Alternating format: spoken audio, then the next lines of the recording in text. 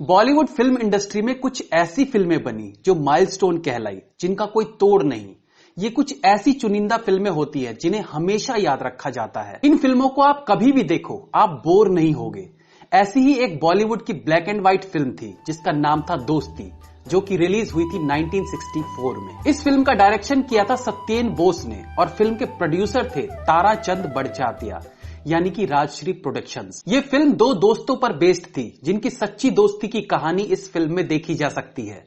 बेहतरीन सुपरहिट गानों से सजी ये फिल्म अपनी कहानी के साथ साथ अपने म्यूजिक के लिए भी जानी जाती है। इस फिल्म के म्यूजिक डायरेक्टर थे लक्ष्मीकांत प्यारेलाल। इस फिल्म में 6 गाने थे और उसमें से 5 गाने अकेले मोहम्मद रफी ने गाए थे और छठा गाना गुड़िया कब तक रूठोगी, इस गाने को गाया था लता मंगेशकर ने। इस फिल्म के लीड एक्टर्स थे सुधीर कुमार और सुशील कुमार और ये डेब्यू फिल्म थी actor director producer Sanjay Khan की।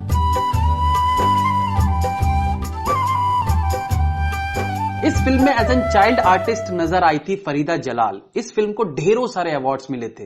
Best film, best music director, best dialogue, best playback singer, best lyricist. इस फिल्म के सुपरहिट होने के बाद दोनों लीड एक्टर्स सुशील कुमार और सुधीर कुमार रातों रात स्टार बन गए थे और उस वक्त के बॉलीवुड के सारे स्टारों से ज्यादा इनकी पॉपुलैरिटी थी।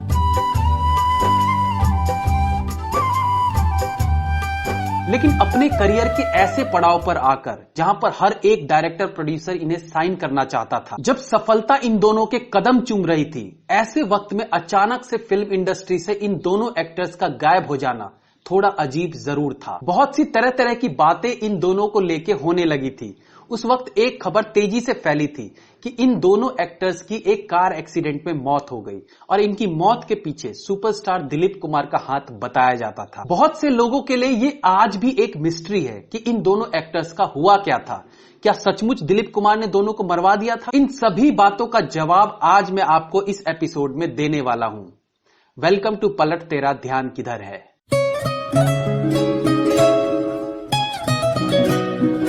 एपिसोड की शुरुआत में ही आपको क्लियर कर दूं कि दोस्ती फिल्म की रिलीज के बाद इन दोनों की मौत नहीं हुई थी। ना ही इस इंसिडेंट से दिलीप कुमार का दूर दूर तक कुछ लेना देना था। ये कल भी एक अफवाह थी और आज भी एक अफवाह ही है। लेकिन फिर सवाल उठता है कि इन दोनों एक्टर्स का आखिर हुआ क्या था। तो सबसे पहले हम बात करते हैं एक्टर सुशील कुमार की, जिनका पूरा नाम था सुशील बेलानी।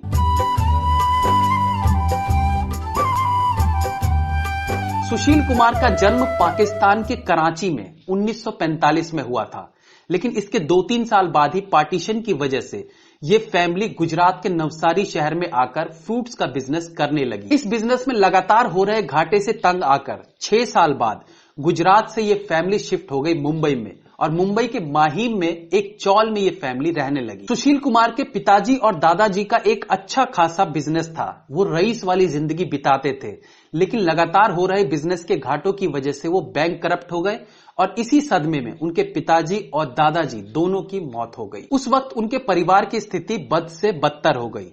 सुशील कुमार के मौसी और मौसा भी मुंबई के चेंबूर इलाके में रहते थे। ऐसे में उनका परिवार, जिसमें उनकी मां और 2 भाई बहन और थे, ये सब लोग जाकर मौसा मौसी के साथ चेंबूर में रहने लगे। उस वक्त सुशील कुमार 9 साल के थे। चेंबूर में आकर उन्होंने दोबारा से अपनी पढ़ाई कंटिन्यू कर दी और उनकी मां ने भी एक कंपनी में जॉब करनी शुरू कर दी थी। सुशील कुमार को शुरू से ही नाच गाने का बहुत शौक था और गणपति विसर्जन जैसे कार्यक्रम में अक्सर वो हिस्सा लिया करते थे। उनके एक अंकल थे किशन लाल बजाज, जो कि पहले कराची में रहते थे, लेकिन पार्टीशन के बाद वो दिल्ली शिफ्ट हो गए थे। उन्होंने सुशील कुमार की मां से कहा कि वो सुशील को फिल्मों में काम करने दे, जिसके बदले में उन्हें अच्छे खासे पैसे भी मिलेंगे, जिसके लिए उनकी मां राजी भी हो गई। तो यहां से सुशील कुमार की शुरुआत फिल्मों में एज एन चाइल्ड आर्टिस्ट हो गई। उन्होंने पहली फिल्म की थी 1958 में, एक सिंधी फिल्म थी जिसका नाम था अबाना।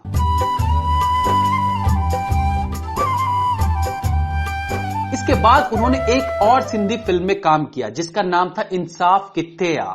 ये फिल्म रिलीज हुई थी 1959 में। बस देखते ही देखते उन्होंने एज एन चाइल्ड आर्टिस्ट बहुत सारी फिल्में कर डाली, जैसे कि 1958 में रिलीज्ड फिर सुबह होगी। 1959 में रिलीज फिल्म धूल का फूल और मैंने जीना सीख लिया। 1960 में रिलीज काला बाजार, दिल भी तेरे हम भी तेरे और श्रीमान सत्यवादी। 1961 में संपूर्ण रामायण और एक लड़की सात लड़के और 1963 में फूल बने अंगारे। इसके कुछ समय के बाद राजश्री प्रोडक्शन के ओनर ताराचंद बड़चात्या एक फिल्म बनाना चाहते थे जिसका नाम था दोस्ती। इस फिल्म के लिए उन्हें 17-18 साल के दो लड़कों की जरूरत थी। दोस्ती फिल्म रीमेक थी 1959 में रिलीज एक बंगाली फिल्म की और इस बंगाली फिल्म का नाम था लालू भूलू। ताराचंद बड़चात्या की बेटी राजश्री ने सुशील कुमार को फिल्म फूल बने अंगारे में देखा था और उनके काम से वो काफी इंप्रेस थी, इसलिए उन्होंने अपने पिताजी को सुशील कुमार का नाम इस फिल्म के लिए सजेस्ट किया। इसके बाद सुशील कुमार को फिल्म के डायरेक्टर सत्येन बोस से राजश्री के स्टूडियो में मिलवाया गया, जहां पहली बार उनकी मुलाकात हुई थी फिल्म के दूसरे लीड एक्टर सुधीर कुमार से।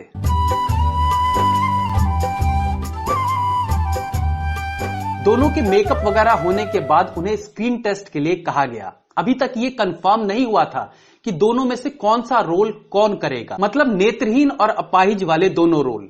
एनीवेज, स्क्रीन टेस्ट के बाद सुशील कुमार को ऑफर किया गया अपाहिज वाला रोल, वहीं दूसरी तरफ सुधीर कुमार को ऑफर किया गया था नेत्रहीन वाले लड़के का रोल।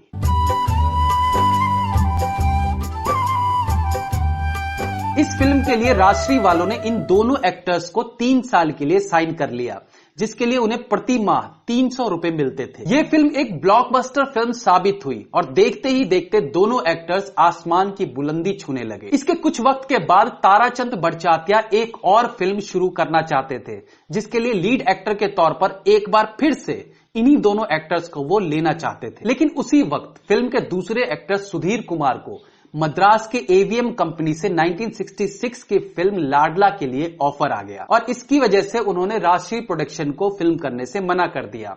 लेकिन कॉन्ट्रैक्ट के मुताबिक जो भी मुआवजा उन्हें देना पड़ा वो उन्होंने राजश्री प्रोडक्शंस को दिया भी।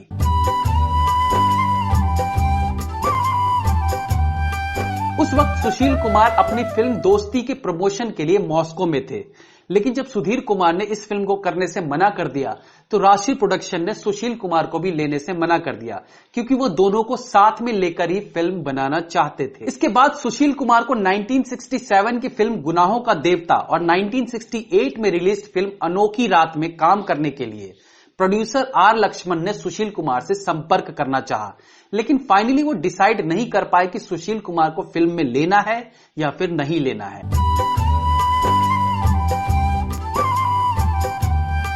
धीरे धीरे समय बीतता गया और सुशील कुमार ने फिल्में छोड़कर अपनी पढ़ाई पर फोकस करना शुरू कर दिया। लेकिन इसी बीच ताराचंद बड़चात्या एक बार फिर से उन्हें अपनी 1968 की फिल्म तकदीर में लेना चाहते थे, लेकिन तब तक सुशील कुमार फिल्में ना करने का मन बना चुके थे। उन्होंने अपनी पढ़ाई पूरी की और इसी बीच उनकी नौकरी एयर इंडिया में एज एन कैबिन मैनेजर लग गई। अगर आप देवानंद की 1973 में रिलीज्ड फिल्म हीरा पन्ना देखें तो उस फिल्म में एक सीन प्लेन के अंदर शूट किया गया है और उस फ्लाइट के कैबिन मैनेजर थे सुशील कुमार। फिल्म के उस सीन में आप सुशील कुमार को भी देख सकते हैं।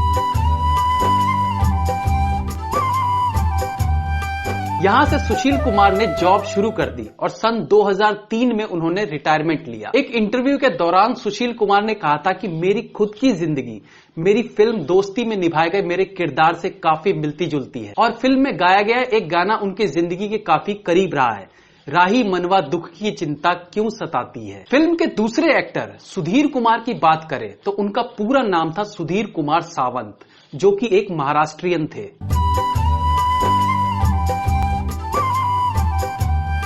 वो लालबाग परेल मुंबई में रहते थे। उनकी एक बड़ी बहन थी शोभा और एक छोटी बहन थी जिसका नाम था चित्रा। सुधीर कुमार के मामा वी शांताराम की कंपनी राजकमल कला मंदिर में चीफ मेकअप मैन थे। दोस्ती फिल्म से पहले सुशील कुमार ने फिल्म संत ज्ञानेश्वर में भी काम किया था, जो कि रिलीज हुई थी 1964 में। इसके बाद 1969 में रिलीज जितेंद्र की फिल्म जीने की राह में भी उन्होंने काम किया था। इसके अलावा 1968 की एक मराठी फिल्म छी रानी और इसके बाद उन्होंने 1966 की फिल्म लाडला में भी काम किया।